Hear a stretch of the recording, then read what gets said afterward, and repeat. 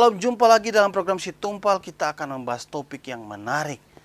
Orang Kristen harus berterima kasih kepada Muhammad Adib. Kita berdoa dulu. Tuhan Yesus, pimpin kami supaya kami dapat memahami firman-Mu dan kami dapat melakukan dalam hidup kami. Amin. Dasar dari topik ini adalah 1 Petrus 1 ayat 24 sampai 25. Sebab semua yang hidup adalah seperti rumput, dan segala kemuliaannya seperti bunga rumput. Rumput menjadi kering dan bunga gugur, tetapi firman Tuhan tetap untuk selama-lamanya. Inilah firman yang disampaikan Injil kepada kamu. Kutipan Petrus ini diambil dari kitab Yesaya pasal 40 ayat 6 sampai 8. Di sana menjelaskan bahwa Allah tidak ingkar dengan janjinya, dengan firman-Nya akan menyelamatkan orang Yehuda yang dibuang ke Babilonia dan akan dikembalikan ke Yerusalem kembali.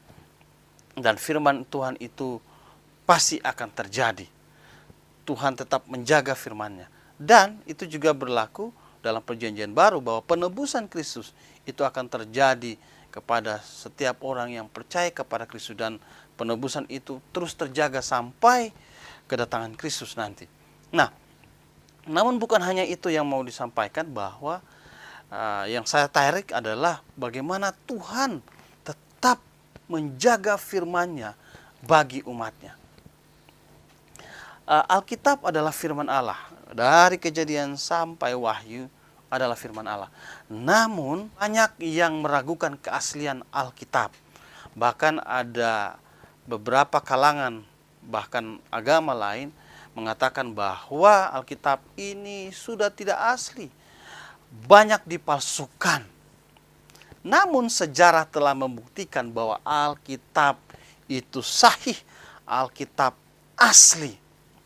Memang kita tidak punya lagi naskah autograf atau naskah asli, tulisan asli, karena itu sudah rusak. Namun manuskrip atau salinan-salinan dari yang asli itu tetap ada.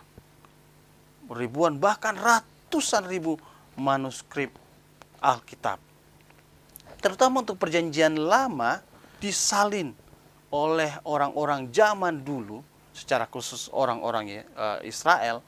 Salinan-salinan itu ditulis sebagai replika dari yang asli untuk menjaga kelestarian, karena disadari bahwa dulu kan dari papirus ataupun dari perkamen atau dari kulit binatang, terutama sapi.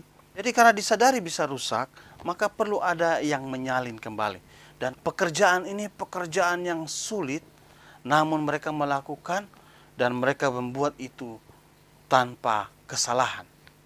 Bahkan ada cerita dalam kalangan orang Yahudi, secara khusus para rabi-rabi, seorang rabi bertanya kepada anaknya, "Anakku, apa pekerjaanmu?"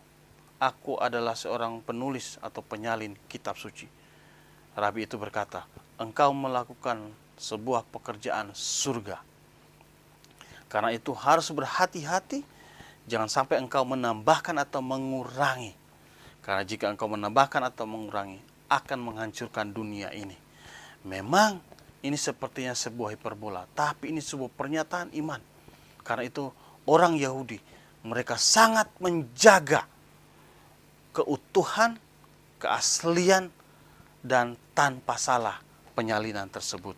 Kitab Perjanjian Lama yang kita miliki sekarang ini itu bersumber dari dua salinan utama, yaitu yang pertama adalah terjemahan Perjanjian Lama Septuaginta, itu sekitar tahun 300-an sebelum Masehi disusun di Alexandria. Dan kemudian kitab yang lebih muda, yaitu sekitar tahun 1000, abad ke-10, itu naskah yang disebut naskah Masoret. Nah, kebanyakan kita memakai naskah Masyoret. Nah, naskah Masoret ini masih baru, sekitar tahun 1000-an. Karena itu orang memang meragukan. Namun puji Tuhan, bahwa Tuhan tetap memelihara firman-Nya bagi umatnya. Mengapa?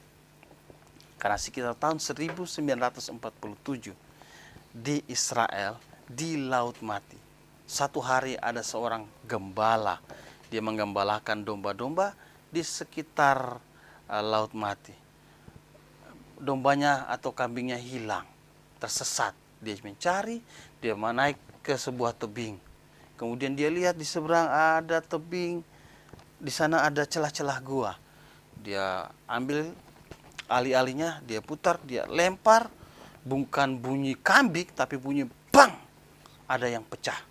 Dia kaget, dia coba naik ke tebing yang satu itu, dia lihat dari celah-celah gua, wah, di dalamnya ada tembikar-tembikar atau guci-guci yang pecah, dan di dalamnya ada seperti gulungan-gulungan.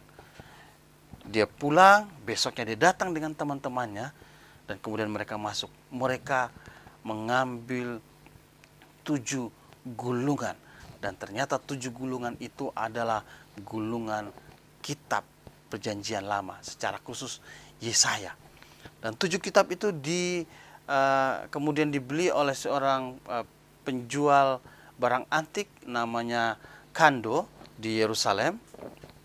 Kemudian dibeli lagi, 4 gulungan dibeli oleh Athanasius Samuel, seorang kepala biara yang kebetulan ada di Yerusalem. Dan yang satunya dibeli oleh Profesor Eliezer Sukenik. Dia membeli atas nama Universitas Hebrew. Dia beli 3. Nah, tapi tahun 1948 pecah perang Arab dan Israel. Athanasius Samuel tadi menjual 4 gulungan kitab itu ke anak dari Prof. Sukenik yang bernama Yigael Yadin. Dan sekarang itu milik Universitas of Hebrew. Nah, akibat penemuan dari anak gembala tadi, gegerlah dunia, secara khusus para arkeolog dan para sejarawan. Kemudian mereka mengadakan penggalian, pencarian di sekitar Laut Mati. Dan ditemukan di gua-gua, ada 11 gua, kemudian ditemukan 11 gulungan kitab, kemudian juga 800 manuskrip. Di sana itu ada lengkap Alkitab Perjanjian Lama, kecuali Ester. Juga di sana ditemukan kitab-kitab yang lain, Deuterokanonika, kemudian kitab-kitab ajaran-ajaran dari sebuah aliran. Kemungkinan adalah aliran Esseni, salah satu aliran di suku Yahudi.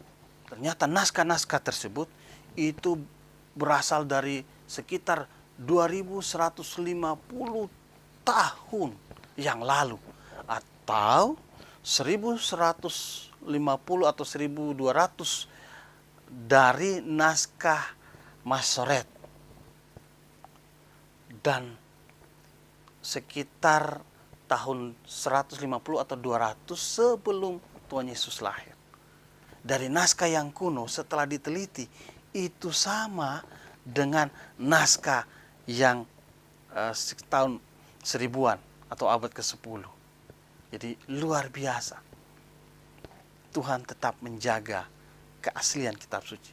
Jadi luar biasa, Tuhan menjaga firman-Nya bagi umat-Nya. Kita bersyukur Tuhan memakai anak gembala tadi. Siapakah anak gembala tadi? Dialah Muhammad Ad-Dib. Dia sangat berjasa. Tuhan memakai orang-orang ini untuk menunjukkan bahwa Alkitab itu sahih dan tetap terjaga dari dulu sampai sekarang.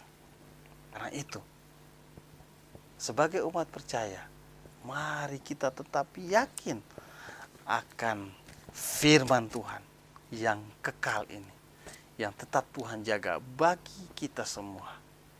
Ingat sekali lagi, tetapi firman Tuhan tetap untuk selama-lamanya. Tuhan Yesus memberkati kita. Solideo Gloria. I give you thanks.